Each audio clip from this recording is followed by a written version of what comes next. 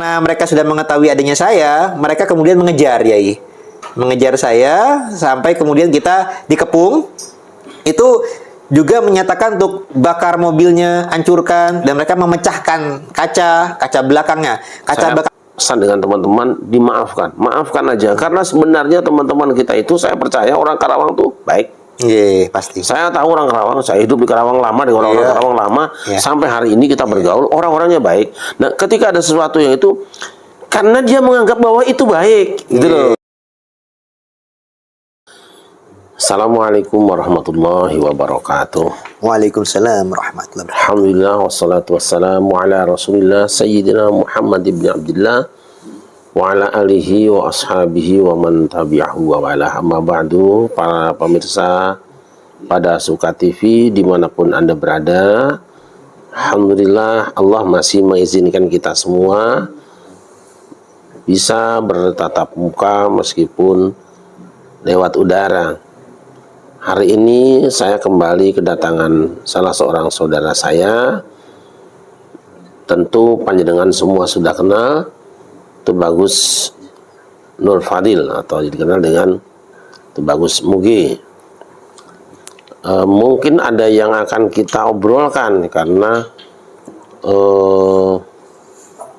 memang kita biasa kalau ketemu itu harus ada manfaatnya gitu, baik manfaat untuk sendiri maupun terlebih-lebih manfaat untuk semua. Nah, kira-kira kita mau ngomongin apa nih Tubagus hari ini? Mungkin kejadian semalam ya, iya. Yang dimaksud semalam tuh apa? Nonton bola atau nonton voli atau apa? Kasus persekusi kepada Kiai NU dan Banser ya, di Karawang. Karawang. Oh. Rengas Dengklok ya? Rengas Dengklok. Nah, Masya Allah, padahal tadi malam saya juga ada di sana. Ada di kediaman Abah Junadi Al-Baghdadi di pesantren Al-Baghdadi, karena sedang ada acara haul Syekh Abdul Qadir Jilani. Saya ada di sana, tapi kok sepanjang jalan sampai pulang aman-aman saja. Saya jadi tidak yakin bahwa ada kejadian yang ngaruh biru, karena ya aman sampai berangkat pulang tidak ada apa-apa. Saya tidak tahu di sebelah mana, meskipun jalanan macet ya, jadi tidak ada apa-apa. Nah, itu kira-kira berapa jauh dari pesantren Al-Baghdadi itu tempat kejadian itu? Baik, sekitar 5 menit Yai.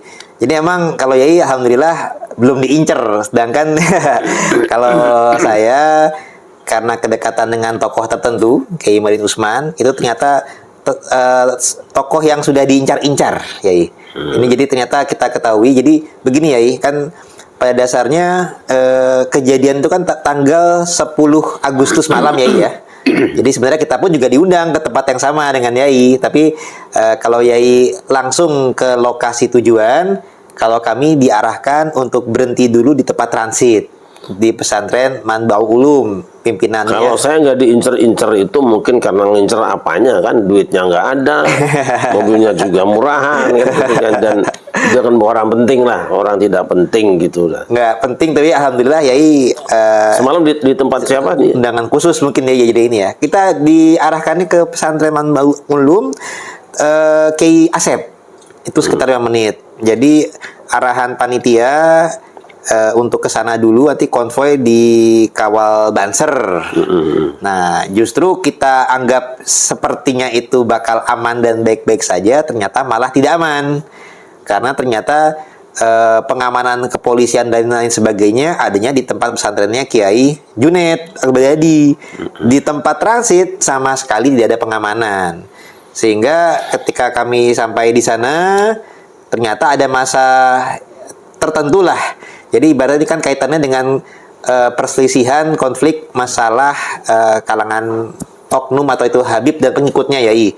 Jadi ternyata dari pihak pesantren tersebut kan sudah menjadi tempat biasa untuk permusyawarahan orang-orang anggota PWI yang akan mengadakan acara di tanggal 11, acara pelantikan. Itu sudah diketahui sebagai tempat musyawarah. Jadi sudah menjadi tempat incaran ternyata. Nah, ketika ada undangan di tanggal 10 oleh Kiai Junaid yang juga dianggap sebagai tokoh kasepuhannya bagi PWI di Karawang, itu udah ada sepengetahuan mereka, Kiai Imad, tokoh yang meneliti nasab Ba'alawi, ini direncanakan diundang hadir. Nah, sehingga ini para pendukung-pendukung Habib Ba'alawi itu sudah mengincar-ngincar, bahkan saya ketahui belakangan mereka sudah mengancam kepada pemilik pesantren Manbaul Ulum yang selaku tempat musyawarah tersebut, Yai, itu bahwasanya ada upaya untuk membunuh Kiai Imad, bahkan untuk memenggal kepala Kiai Imad. Jadi sudah masuk ke tingkat takfiri, mengkafirkan golongan lain dan menghalalkan darahnya. Jadi ketika kami sampai di lokasi transit, Yai, itu kami ngopi dulu, mau masuk ke mobil, ternyata sudah ada masa mereka yang mereka mencari-cari ada Imad nggak, kayak sweeping, Yai. Kayak sweeping, ketika tidak menemukan Kiai Imad, mereka kemudian mengenal saya, Mogi segala macam. Mulailah berupaya menarik saya apa segala macam, tapi saya bisa meloloskan diri. Masuklah saya ke mobilnya ketua, Rois Suriah MWC NU Cikarang Utara, namanya Kiai Ihsan, Yai. Masuk ke dalam mobil beliau, saya di sana bersama supirnya, beliaunya, bersama istri saya, dan juga dengan Kiai Asep dan santri.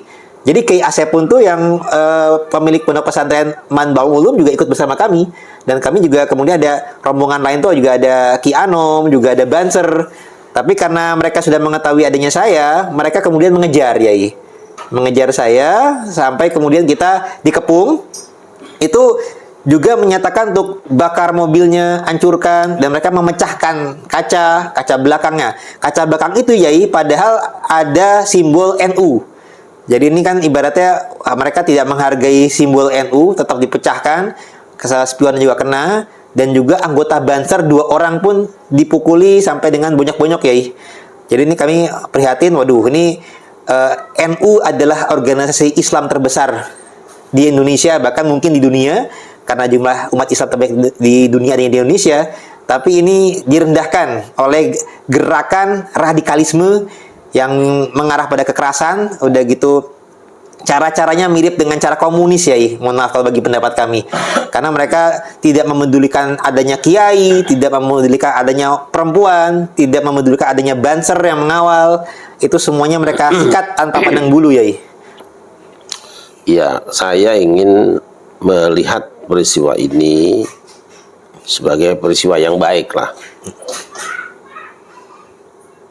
Tetap baik karena insya Allah biasanya kalau bunganya pahit malah buahnya manis. Amin, amin, alhamdulillah. Itu yang pertama. Yang kedua, kita hendaknya tetap jernih berpikir, lapang dada, karena sebenarnya dua kelompok yang saya sebut bertikai lah, yang berseteru lah, itu dua-duanya korban. Ini yang harus kita pahami. Pelaku juga saya yakin korban dari informasi yang salah tentang orang lain. Dan ini yang banyak terjadi selama ini. Bahkan sepanjang sejarah konflik yang terjadi di Indonesia itu, hampir semuanya tindakan-tindakan anarkis yang dilakukan oleh masyarakat itu berangkat dari informasi yang salah. Apalagi masyarakat itu kan karena kesibukannya tidak semuanya punya waktu untuk menganalisa, untuk klarifikasi. Kita tidak terbiasa dengan itu.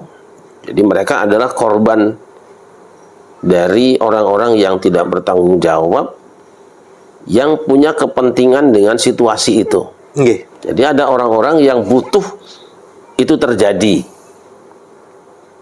dan dia punya seperangkat alat kebohongan yang ampuh dipergunakan, yang efektif dipakai. Jadi kita harus, menurut saya ya, memaafkan para pelaku yang ada di lapangan. Kita maafkan, fa innahum la ya'lamun, itu aja. Sambil kita berdoa mudah-mudahan Allah membimbing mereka semua sehingga tahu persis apa yang dilakukan oleh saudara-saudaranya yang dianggap sebagai kesalahan oleh kelompok itu, oleh kelompok yang membimbing mereka. Ya, ini konflik yang terjadi atau terbelahnya warga negara Indonesia, khususnya warga umat Islam dan NU, lebih mengerucut lagi NU, karena orang Kerawang itu semuanya NU lah. Betul. Semuanya NU, dan kita kenal orang-orang yang ramah, orang-orang yang pemaaf. Kok tiba-tiba bisa berbuat seperti itu kepada orang seagama, satu organisasi, bahkan sama-sama mungkin orang Sunda lah kan. Kiai Imad juga orang Sunda, orang Jawa Barat, orang wilayah bagian barat, Panjenengan juga sama. Ini pasti ada apa ya? Ada sesuatu yang masuk ke telinganya yang salah itu. Ada yang salah. Karena yang masuk telinga seseorang itu dibandingkan dengan racun yang masuk mulutnya, lebih bahaya yang masuk telinga. Kalau orang kemasukan racun mungkin dia mati dirinya. Tapi kalau masuk berita omongan salah ke telinga seseorang, maka dia akan bukan cuma merusakkan mental dirinya, tapi merusakkan orang lain, bisa membunuh orang lain karena yang masuk. Dan itu ingat pernah terjadi pada masa Rasulullah SAW ketika berhubungan dengan zakat kan. Betul. Sampai muncul ayat ya ayyuhalladzina amanu in ja'akum fasiqum binaba'in fatabayyanu, kan itu sebabnya. Hampir terjadi konflik horizontal karena adanya orang yang salah memberikan informasi gitu. Nah, jadi ada orang-orang yang menginginkan itu. Okay. Ada orang yang menikmati itu, percaya aja. Ya, siapa? Biasanya setan. Karena dulu Adam dan Hawa itu kan rukun. Iya, iya. Rukun di sorga, sedang enak-enaknya. Nah, tapi kedatangan tamu setan berantakan ya. Yeah. Terus integrasi rumah tangganya itu. Yeah. Nah, si setan itu adalah simbol sebenarnya, dia simbol juga bagi orang yang memang terkalahkan, tersisihkan, ya, dibuang sampai keluar dari surga, gitu kan? Yeah. Kecewa dia. Maka apa yang dilakukan oleh setan itu bagaimana supaya penghuni surga itu berantakan? Supaya Adam dan Hawa berantakan. Betul. Dan memang salah satu misi setan itu apa? Yuridu syaitan ayyuqi'a bainakumul adawata wal baghdha. Yang diinginkan oleh setan itu adalah permusuhan dan saling membenci satu dengan yang lain. Soal sarananya ada minuman keras, ada juga yang lainnya, kan? Ya. Nah, itu jadi ada yang menginginkan itu terjadi karena dia menikmatinya itu. Yeah. Menikmati itu. Dia tidak ingin negeri ini tenang, ada. Yeah, yeah. Dia tidak ingin bahwa anak-anak bangsa ini tenang. Nah, sesama orang Indonesia yang sedang tenang-tenang kok ada yang tidak senang gitu loh. Betul, betul ya. Maka ya mungkin itu bukan orang Indonesia, saya kira. Rasanya bukan orang Indonesia, insyaallah ya. Insyaallah. Jadi kita tetap jaga keutuhan NKRI, siapapun kita, apapun etnis kita, selama kita masih NKRI, waspada. Sepakat ya, Waspada. Jangan sampai kita mudah percaya dengan omongan orang. Seliweran ini banyak banget sekarang. Jadi saya ingin mengatakan bahwa mereka korban, panjenengan juga korban. Nah, yang tukang jualan korban ini siapa? Nah, ini masalahnya. Itu. Nah, jadi fokus kita tidak kepada orang-orang yang memang diadu dengan kita, tapi kita pelajari sebenarnya siapa yang menginginkan kita berkelahi. Karena mereka juga korban. Korban dari ketidaktahuan. Karena mungkin yang beritahu itu orang-orang yang selama ini pantasnya bisa dipercaya. Kan gitu. Kalau jenderal kan pantasnya bisa nembak gitu. Itu kan. Jadi mereka percaya saja. Kalau kiai pantasnya ya bisa dipercaya. Kalau ulama ya pantasnya bisa dipercaya. Dari pantas itulah kemudian orang-orang menerima informasinya gitu. Saya kira itu. Betul-betul ya. Ya, dan itu saya juga teringat kasus kayak di Banyuwangi itu gitu ya. Ada tuh seorang oknum lah ya. Itu pantasnya kan dipercaya. Nah, dia tuh sebenarnya terlilit hutang itu. Nah, kalau terlilit hutang, dia malah mendoktrin muridnya bahwasanya dia sedang ditagih oleh rentenir, sehingga malah ngomongnya tuh darahnya halal, sampai dibunuh yang memberikan hutang itu dengan Yang dibakar semobil itu kan? Iya. Oh itu siapa Pak? Habib Hinduan ya? Al-Hinduan. Jadi itu artinya dia bisa menggerakkan massa karena massa itu percaya kepada orang tersebut yang kata Yai tadi disangka benar. Ya punya layak pantasnya begitu. Sehingga orang terdoktrin sedemikian rupa hingga bisa berbuat hal yang salah karena percaya kepada, jadi korban tadi ya, korban kepada ya tanda kutip gurunya yang disangka benar, yang pantasnya benar, ternyata malah nyuruh yang nggak benar. Nah ya seperti saat ini ya saya lihat juga kira-kira kurang lebih seperti itu ya. Tapi alhamdulillah kami diberikan keselamatan, kami juga bisa kembali ke tarik mobil itu bisa, kami bisa keluar, bisa berbalik arah, kami masuk ke dalam pesantren dan menunggu pengamanan polisi. Insya Allah kami selamat dan kami insya Allah tetap semangat ya. Karena bagi pandangan kami ini, kita justru menjaga keutuhan NKRI harga mati ya. Kita itu prihatin akan kelompok-kelompok yang mengajarkan radikalisme, mengajarkan caci maki, kekerasan, dan itu diajarkannya melalui ceramah kepada masyarakat. Nah, harusnya kan namanya tokoh-tokoh seperti itu, seperti kata Yai tadi, memberikan contoh yang baik, Yai. Islam ini agama yang damai, rahmatan alamin, yang ramah, bukan marah-marah, caci maki kepada sama.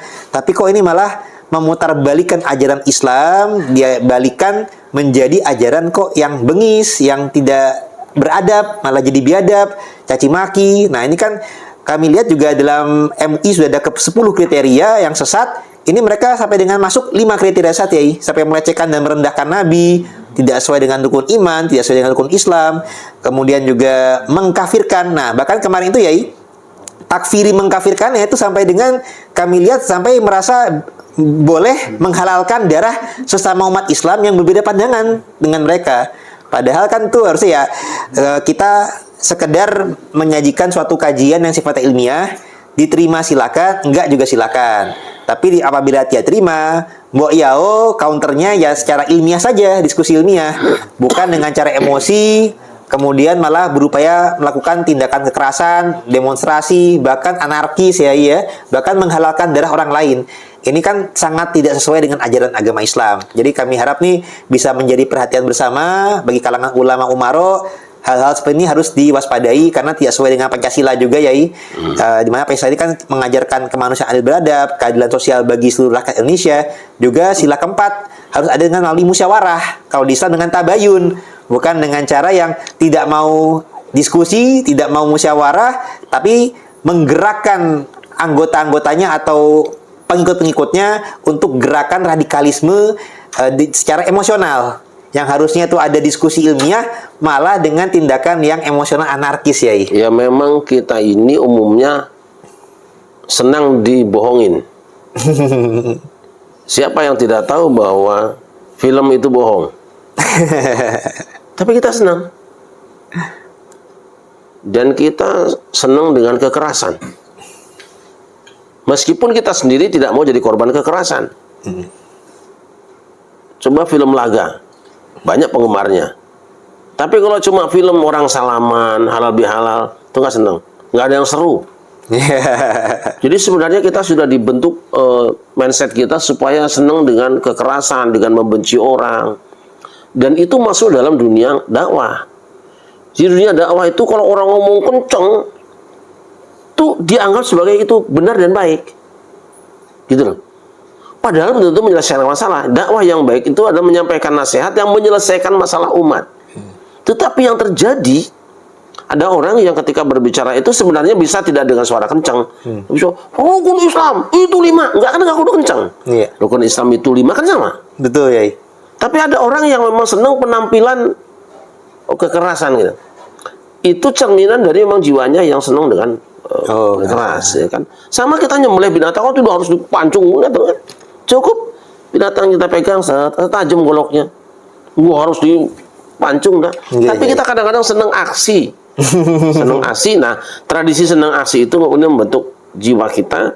Senang kalau orang menyampaikan sesuatu dengan keras, seakan-akan dianggap itu benar. Tidak selamanya padahal. Nah, itu kemudian membentuk karakteristik kita yang menjadi senang dengan kekerasan. Lagi saya ulangi, saya pesan dengan teman-teman, dimaafkan. Maafkan aja. Karena sebenarnya teman-teman kita itu, saya percaya orang Karawang tuh baik. Iya, pasti. Saya tahu orang Karawang, saya hidup di Karawang lama, di orang-orang Iya. Karawang lama, Iya. sampai hari ini kita bergaul, orang-orangnya baik. Nah, ketika ada sesuatu yang itu, karena dia menganggap bahwa itu baik, gitu loh. Iya. Nah, menganggap bahwa tindakan itu baik, karena ada yang mengatakannya.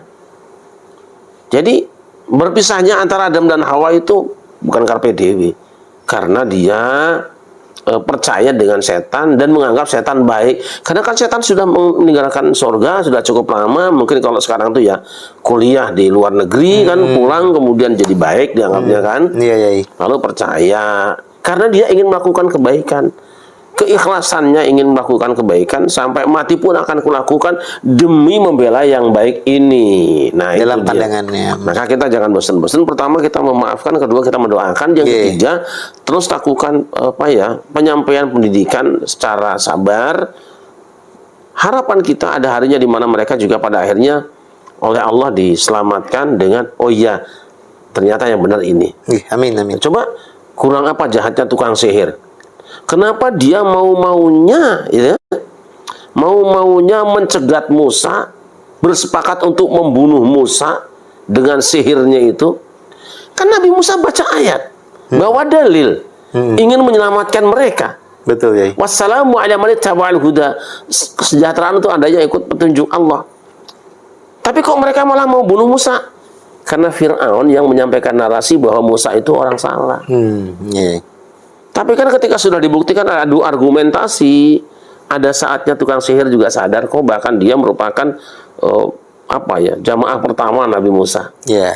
Jadi jangan emosional. Iya. Kan yang disampaikan oleh Allah pada Musa itu fa'tiyahu faqula lahu qawlan layyinan la'allahu yatadhakkaru wa yakhsha. Tetap kepada Firaun pun kamu bicara lemah lembut, siapa tahu dia sadar atau dia takut dengan nasihatmu itu, takut dengan akibat yang dilakukannya. Jadi yang dilakukan tukang sihir itu karena memang dia menerima informasi yang salah. Lalu tukang sihir merasa bahwa saya melakukan kebenaran, saya akan bela keyakinan Firaun. Bahkan dalam satu ayat, bi'izzati Firaun, demi kemuliaan Firaun itu. Seakan-akan tawasulan dengan Fir'aun itu kan, karena dianggap bahwa ini benar dan Musa salah. Maklum karena sudah sekian lama Bani Israel itu mempertuhankan Fir'aun. Sudah cukup lama, kok tiba-tiba suruh pindah nyembah Allah, kan tidak mungkin. Betul, betul. Gitu. Jadi sabar saja. Bahwa mungkin tidak banyak yang kemudian menemani dalam dakwah ini karena satu memang tidak menarik, kedua tidak ada yang ngongkosi, ketiga juga beresiko. Percayalah, masih ada satu tongkat yang bisa kalian pegang. Tongkat Musa itu yang akan menemani. Sekuat apapun manusia berjuang, tidak akan bisa memenangkan perjuangannya. Yang memenangkan kadang-kadang bukan pasukannya. Tenggelamnya Firaun juga karena tongkatnya Musa kan. Takluknya tukang sihir juga karena tongkatnya kan. Bukan karena hebatnya Musa. Kesadaran itu yang seharusnya ada pada orang-orang yang sedang berjuang, sadar bahwa engkau nggak ada kekuatan kok. Seorang Muhammad wa marumaita izrumaita walakin Allah rama. Muhammad, ketika aku lemparkan panah bukan kamu yang lemparkan kok. Yang melemparkan sebenarnya Allah. Orang melihat kok yang bergerak itu tangan Rasulullah. Tapi jatuhnya senjata kepada musuh-musuh itu sehingga musuh itu mati, ya kan? Itu bukan Rasulullah. Buktinya mana banyak orang yang kena tombak tidak mati. Banyak orang yang bacok nggak mati, banyak orang yang terluka juga sembuh. Ya, dipersekusi nggak mati juga ya. Mati juga, itu dah yakin aja itu. Jadi lakukan saja, kau lemparkan tombak itu, lemparkan panah itu, lemparkan lem itu, sampaikan apa yang kamu perlu sampaikan. Soal hasilnya serahkan Allah roma. Hanya Allah yang melemparkannya. Kamu nyariat aja, berbuat saja. Namrud itu gimana bisa dikalahkan? Orang sakti mandraguna kok. Ibrahim itu sendirian, gak ada temannya. Tapi dia yakin. Dia baca hasbunallah wa ni'mal wakil kan. Tidak mempan dibakar. Malah Namrudnya mati pakai nyamuk. Bagaimana itu? Nyamuk masuk telinganya, mati dia. Di mana pasukan Ibrahim? Tidak ada, semua kabur. Ketika dia dipersekusi, tidak ada yang nolongin. Ada memang ketika dibakar dibantu sama kodok. Berapa sih semprotan kodok? Ya toh? Dukungan kodok apa sih? Cuma air segitu aja. Paling segelas. Mau memadamkan api yang besar nggak mungkin. Maka dia yakin hasbunallahu wa ni'mal wakil. Baru turunlah ya narkuni barda wa salaman ala Ibrahim Api tidak perlu mati kok, tapi dingin kamu ya pada Ibrahim. Nurut sama Allah. Yang penting apa? Tawadu, hasbunallah. Kita nggak punya kekuatan, Allah aja deh. Harus ya. Maka saya sering katakan teman-teman yang sedang berjuang, jangan pernah kalian ada satupun yang merasa kuat lebih dari yang lain. Gagal, saya aja. Gagal. Bersama-sama tawadu, bersama-sama siap dipimpin, bukan siap jadi pemimpin, gitu loh. Nah seperti itu, maafkan, doakan, terus berjuang dengan ikhlas, dengan lemah lembut, tidak perlu kasar, tidak perlu sombong, punya kekuatan, karena di hadapan Allah nggak ada kekuatan apa-apa. Kalah hanya Abraha dengan apa sih? Datang Abraha nyerang Ka'bah, itu Abdul Muthalib ditanya orang-orang, wahai Abdul Muthalib, kenapa panjenengan ketika panjenengan angon kambing, kambingnya dikejar sama binatang buas, kalian usir binatang buasnya? Lah ini rumah Allah mau diserang kok diam saja? Amal ibilu fa'adna rabbatuha, amal Ka'batu fa'indalha rabban siwa yahmiha.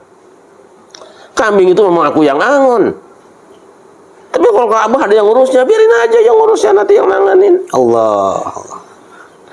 Nyatanya burung yang datang, di mana Abdul Muthalib? Dia sedang duduk-duduk. Di mana pasukan penjaga yang gagah-gagah, takut melihat pasukan gajah. Serahkan kepada dia kalau tidak mampu. Datang juga burung-burung itu. Apa burung? Kecil. Terbakar hangus semua tubuhnya. Itulah disebut dengan tahun gajah. Karena gajah-gajah Abraha hancur, gosong semuanya. Orang Mekah tidak ada kemampuan melawan. Tidak ada kemampuan. Tapi kepasrahannya kuat. Jika benar kau tidak mampu lagi, tapi ada keinginan merubah sesuatu, hasbunallah wa ni'mal wakil. Situ aja. Ya Allah, kami sudah melakukan ini, tapi engkau tahu kelemahan kami, dan pendukung-pendukung kami orang-orang kecil, rakyat kecil, yang pemimpinan ormas yang besar juga nggak dukung. Jalan. Insyaallah ya. Gitu aja, nggak masalah. Gajah-gajah nanti juga akan tumbang sendiri kalau burung sudah datang di situ. Amin ya Allah. Jadi maafkan. Kita berharap mereka adalah kemarin jadi tukang sihir, tapi besok menjadi wali-wali Allah. Amin ya Allah. Amin. Menemani kita. Jangan emosi, jangan marah. Saya tahu orang Karawang. Ya. Saya biasa tidur di Karawang, biasa makan di Karawang. Jadi kalau ada sesuatu yang ini kayaknya bukan Karawang asli, ini pasti ada yang nyurup nih. Ya, ada yang nyurup lah. Ada setannya ya, yang menggoda. Ya, ada yang nyurup lah, percaya. Siapapun dia. Gitu. Itu ya. Sangat itu berharga sekali ya. Inilah Islam yang sejati, ajaran Islam yang sejati seperti ini. Saya harapkan teman-teman yang memang sedang berjuang, kita kan disuruh berjamaah, pahalanya besar. 27. Artinya apa sih? Berkumpul, sering-sering silaturahim itu perolehannya besar. Jangan pada bikin musola sendiri-sendiri. Sekarang ini pada bikin musola sendiri-sendiri. Udah begitu pengerasnya kenceng-kencengan. Habis biaya. Padahal yang kita butuhkan adzan cuma satu. Tapi pada bikin musola. Karena pengen jadi ketua DKM musola.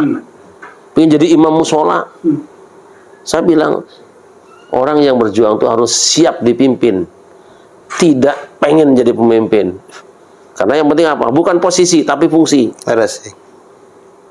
Jangan pernah kita merasa bahwa jadi pentil itu hina. Oh, nggak bisa ngelinding mobil itu kalau nggak ada pentilnya. Berapa sih harganya? Nggak apa-apa, orang nggak menghargai kita. Tapi orang tahu bahwa kita dibutuhkan mereka. Benar. Gitu loh.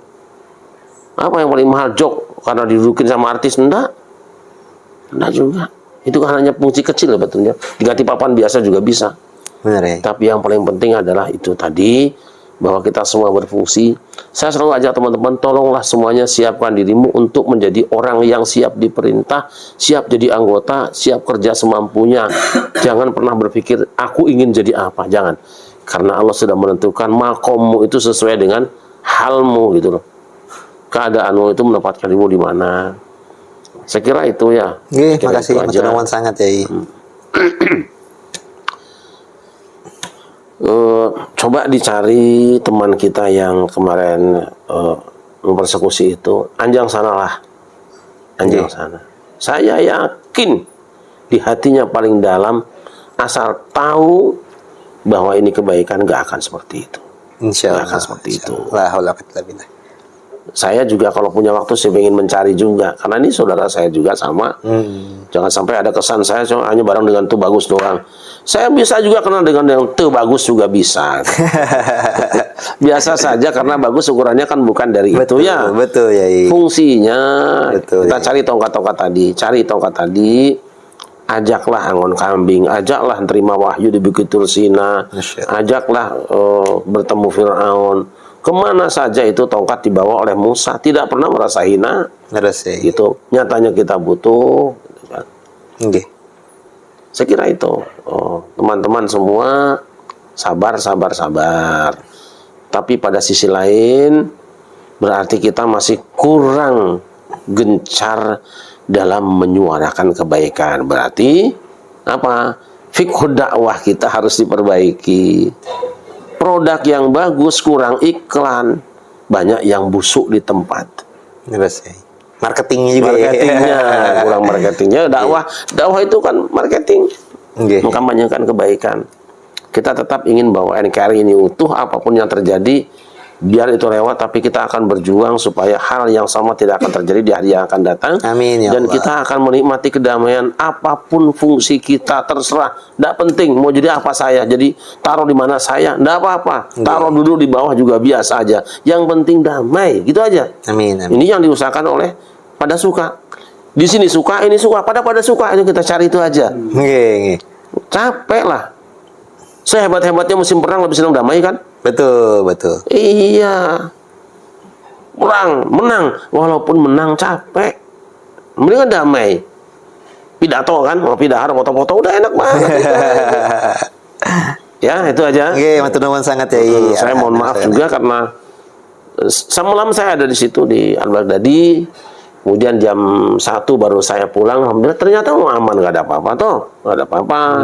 Pulang karena kebetulan subuh harus di Cakung. Kemudian jam 8 sudah harus di Brawijaya. Jadi saya tidak sempat tengok kemana-mana. Tidak bertemu juga dengan teman-teman yang katanya mempersekusi. Saya belum yakin betul karena tidak melihat kan. Nggih. Tidak melihat. Tapi apapun yang terjadi, kembali lagi. Kita panjenengan mereka sama-sama korban. Nggih. Cuma ini korban dari mereka juga korban dari yang lain. Nggih. Kita bisa membayangkan bagaimana ketika dalam cerita walaupun bohong mungkin ya, orang yang digigit oleh apa? Vampir, maka dia akan menggigit yang lain. Nggih. Dia akan makan korban berikutnya. Mari kita ruqyah yang baik supaya tidak ada vampir-vampir yang baru. Insyaallah. Gitu kan. Amin. Yang sudah kena kita sembuhkan, kita obati, ya gitu aja. Saya kira itu. Nggih, matur nuwun sangat ya. Bahwa nanti ada proses hukum supaya polisinya bekerja lah. Iya. Itu aja. Nah, selama ini kan polisi jarang ketemu rakyat juga kan. Nggih. Ketemu paling cuma Maulid. Dia sekali-kali ketemu. Betul. Kita nanti ngobrol bareng. Betul. Syukur kalau misalnya ketemu pelakunya, ayo kita ajak ngopi bareng. Nggih. Supaya juga negara tetap terjaga stabilitas keamanannya lah. Iya. Kalau orang lain gak mikirin negara kita, gak mikirin.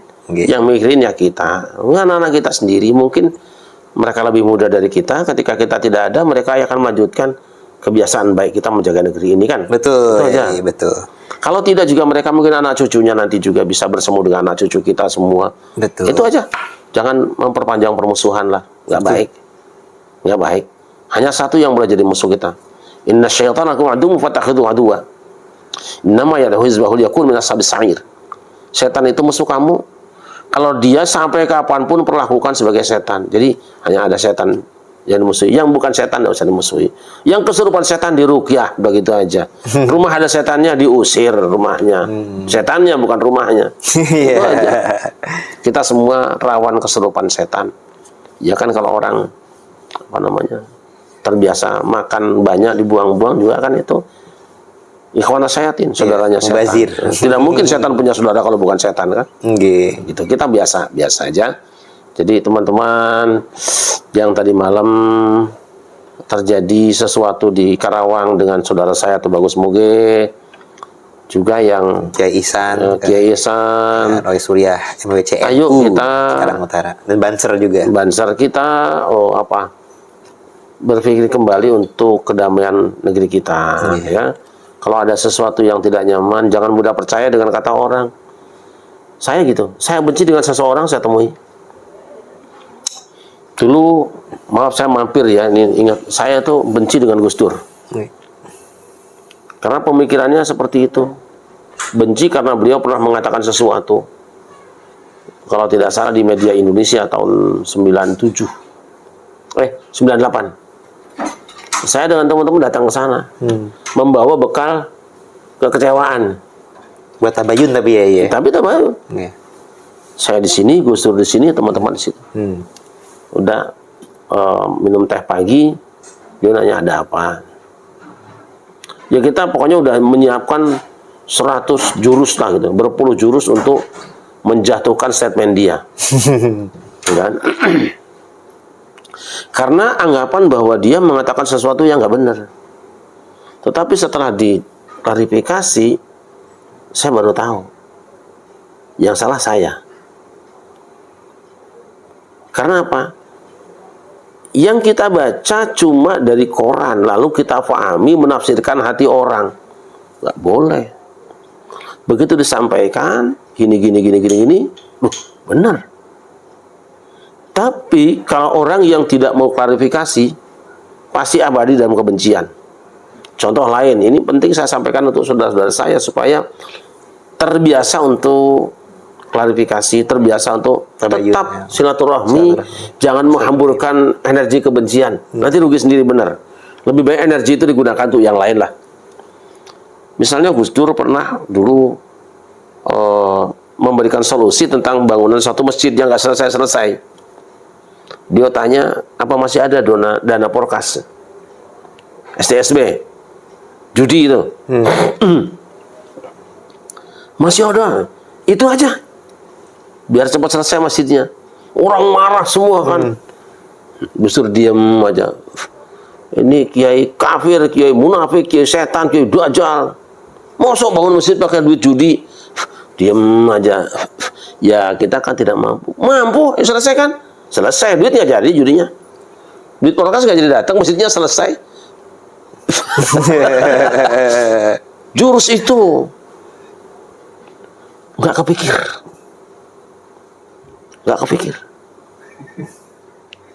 Justru apa? Ya kan yang penting masjidnya selesai, duitnya kan judi nggak jadi datang kan.